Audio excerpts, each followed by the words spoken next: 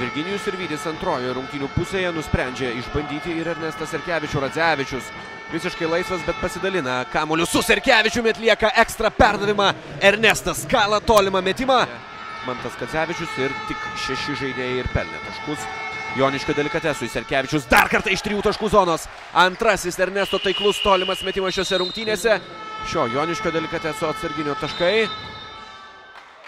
Pražanga prieš Ernestą Serkevičių. Jo agresyvus žaidimas. Metimus negailestingai žudė varžovus, gavęs progą iš toli Ernestas Serkevičius. Ir dabar galimybė pridėti 2 taškus nuo baudų metimo linijos. Pirmoji bauda taikli.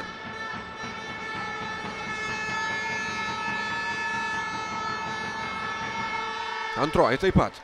Ernestas Serkevičius grįžta ant parketo, iš karto paprašo kamulio. Serkevičius paskutinę sekundę.